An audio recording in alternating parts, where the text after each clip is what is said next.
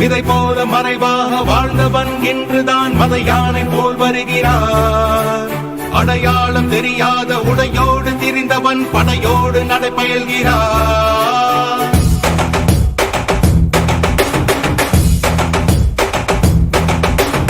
இமை பொழுதும் உறங்காத காவலன் இவன், சுமை கண்டு விரலாத சேவகன், கொள்கையில் மாறாத கோமகன் இவன், திசை எங்கும் காத்திடும் திருமகன்.